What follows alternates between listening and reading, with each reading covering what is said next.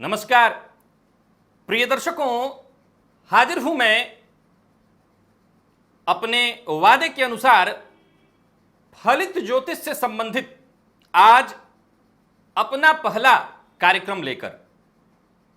इस मंच से हम सभी ज्योतिष के विद्यार्थी ज्योतिष को जिएंगे, सीखेंगे नहीं, जिएंगे। सो कार्यक्रम के प्रारंभ में ही आप सबों को बता दूं कि अगर आपने ये सोचा है कि यहां से इस कार्यक्रम को देखकर आप मेरे द्वारा बताए विषयों को, किसी भी विषय को अगर नोट करने की सोच रहे हैं तो सबसे पहले मैं आपको बता दूं कि कॉपी और पेन खोल लिया है तो बंद कर दीजिए।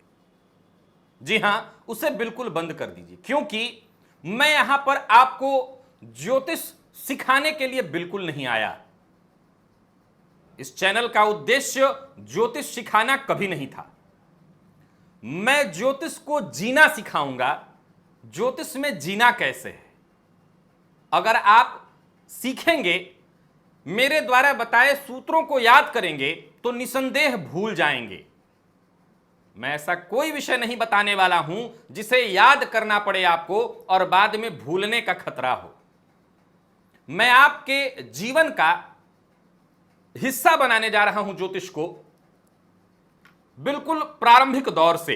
तो कार्यक्रम के प्रारंभ में ही बता दूं कि वो दर्शक जो मेरे चैनल से जुड़े हुए हैं, इस चैनल से या मेरे दूसरे चैनल से, उन्हें अगर कोई विषय पहले से सुना हुआ मिल रहा है या उन्होंने और किसी गुरुजन से पहले से सुन रखा है, तो मैं आपको बता दूं बिल्कुल प्रारंभिक दौर से होगा।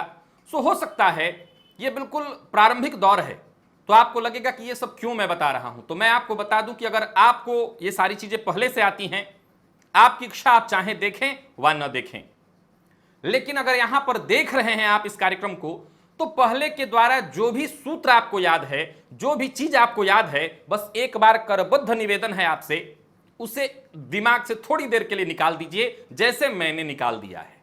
मैं भी प्रारंभिक कक्षा का विद्यार्थी बनकर के बैठा हुआ हूं, आप भी।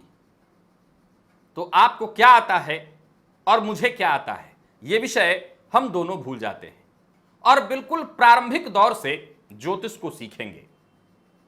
एक और बात, चूंकि यह कार्यक्रम का आज पहला एपिसोड है, सो मैं 2-3 बातें और बता दूं आपको। जैसा कि मैंने पूर्व में ही बता दिया है आपको कि इस चैनल पर किसी भी प्रकार का कोई ऐड नहीं आएगा। यह चैनल पूरी तरह से आप लोगों को समर्पित है, उन सभी लोगों को जो गृहिणी हैं, जो घर में हैं, जो अपने नाना प्रकार के काम करते हैं अथवा जो ज्योतिष के विद्यार्थी हैं। यह आपको समर्पित है। इस चैनल से मेरा इतना ही मकसद पूरा होगा कि मैं अपने ज्ञान का जितना भी हो सके आपसे जोड़ दूं और आपको उसको बता दूं, क्योंकि व्यय कृते वर्धत एव नित्यम। मेरा लाभ इतना ही है कि व्यय करने से ये धन बढ़ जाता है, तो मेरा बढ़ जाएगा। लेकिन यहां से कोई धन की प्राप्ति, इस चैनल से मुझे किसी धन की प्राप्ति की न तो आशा न तो कोई आकांक्षा है। सो मैं बड़े प्रेम से एक बात कहना चाहता हूं, क्या चैनल को सब्सक्राइब किया? नहीं किया तो कर लीजिए, और अकेले नहीं करना, 2-3-4 लोगों से प्रत्येक व्यक्ति को कराना है। फायदा है।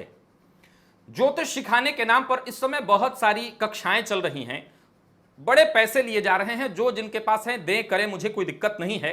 परंतु मुझे दिक्कत है कि उन लोगों को जिनकी ललक है, जो पैसे देकर के सीख रहे हैं, उनके पैसे जा रहे हैं, वो जाएं, लेकिन यहां से वो सीख लें। बाद में वही आके कहेंगे मुझे मेरा ये छूट गया। तो हर व्यक्ति की ये जिम्मेवारी होगी और मैं ये हर कार्यक्रम में कहूंगा। चैनल को सब्सक्राइब किया? नहीं किया तो कर लीजिए, करना होगा। बेल आइकन को भी दबा लीजिए। लाइक करने की इच्छा आपकी है, मैं नहीं कहूंगा उसके लिए, अच्छा लगे तो कर लीजिएगा। और शेयर करना होगा। यहां पर मैं दबाव डालूंगा, वहां कभी आज तक नहीं कहा, क्योंकि वहां से मेरा उद्देश्य पूरा होता है, मुझे धन लाभ होता है। तो वह उस चैनल से मैंने आज तक कभी नहीं कहा कि लाइक करिए, कि शेयर करिए, कि सब्सक्राइब करिए। यहां कहूंगा क्योंकि फायदा आपका है, हित आपका है। और जब बात आपके हित की आएगी तो वहां तो मुझे हर संकोच और हर शर्म त्यागना ही होगा। चलते हैं अपने कार्यक्रम की ओर, ज्योतिष की ओर।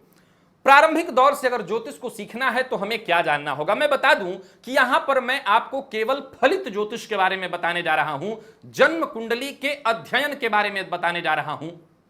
क्या जानना होगा प्रिय दर्शकों? ज्योतिष को समझने के लिए हम किसी ग्रंथ का आधार तो है ही, क्योंकि हमारा यह विषय है नहीं, ऋषियों की यह विद्या है, तो ग्रंथ का आधार तो होगा। लेकिन जब आप ये पूछते हैं कौन सी किताब, तो भूल जाइए, किसी किताब की बात नहीं हो रही है। क्यों?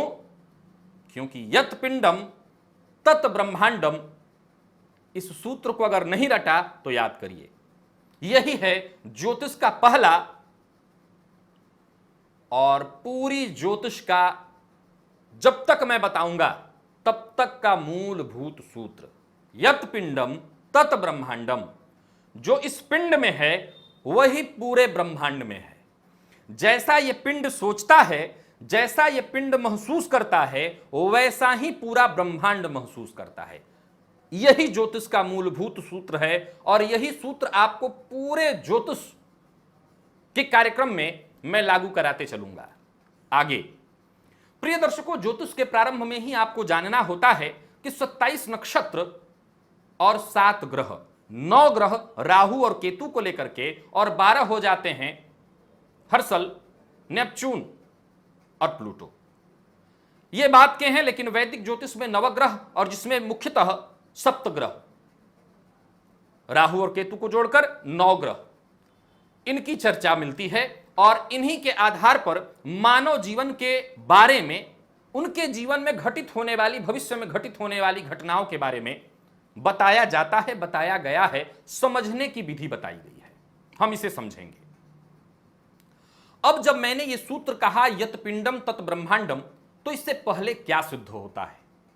जब आप ज्योतिष को सीखने चले हैं तो आपको एक बात याद रखना है कि 27 नक्षत्र अगर नाम याद हो जाते हैं तो अच्छी बात, नहीं याद हो कोई बात नहीं, हर किसी के पास आजकल मोबाइल है। तो मैंने कहा था यह विषय एकदम सरल बनाना है, तो कतई कोई कठिन न बनाइए। याद जिसको है अच्छी बात, नहीं याद है मोबाइल में देख लीजिएगा। जी हां, बहुत सरल जो है, तो जो विकल्प हो आपके पास चुन लीजिए। ग्रहों का नाम, सभी ग्रहों का नाम, 12 राशियों का नाम, और इसके बाद किन किन नक्षत्रों के मेल से किस राशि का निर्माण हो रहा है, यह आपको याद रखना होगा।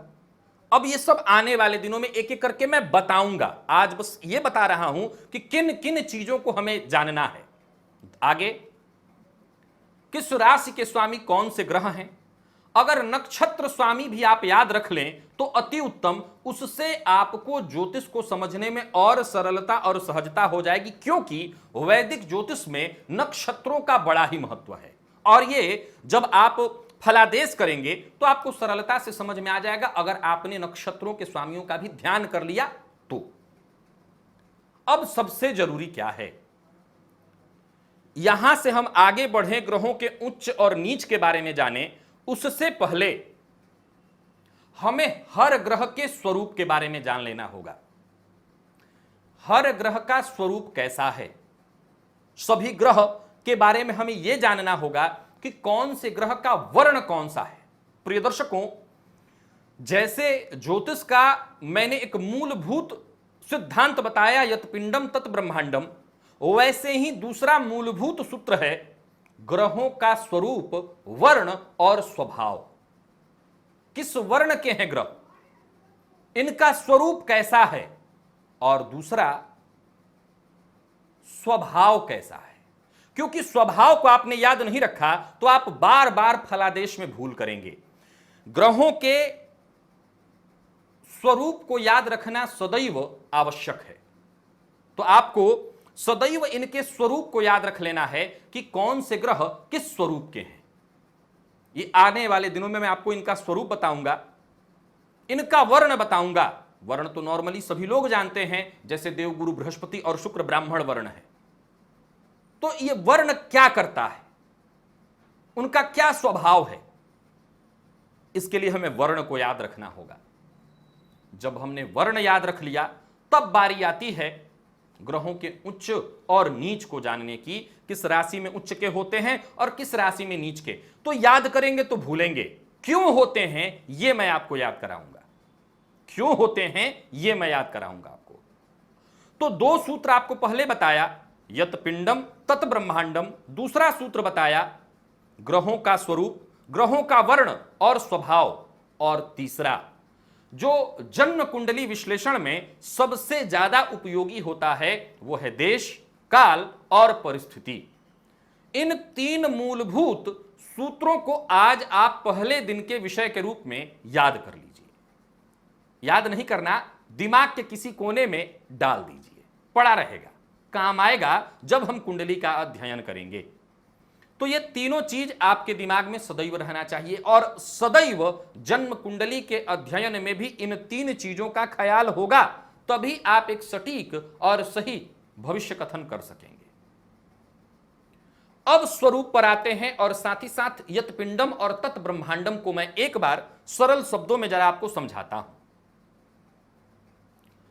हर ग्रह का, चूंकि आने वाले दिनों में जब मैं भाव बताऊंगा आपको, तो भाव के कारकत्व के बारे में बताऊंगा, कौन से घर से किस चीज के बारे में विचार किया जाता है, किस ग्रह का कहां कारकत्व है, इत्यादि इत्यादि। लेकिन हमें सबसे पहले जो जानना होता है कि हम यत पिंडम तत् ब्रह्मांडम जब कह रहे हैं तो ग्रहों को अपने साथ कैसे जोड़ें, क्योंकि जब अपने साथ आप जोड़ लेंगे तो आपको कोई चीज, मैं यहां नीचे मोबाइल रखा हुआ हूं, यह देख रहा हूं कि कैमरा कट ना जाए, तो उसके लिए बार बार नीचे देख रहा हूं।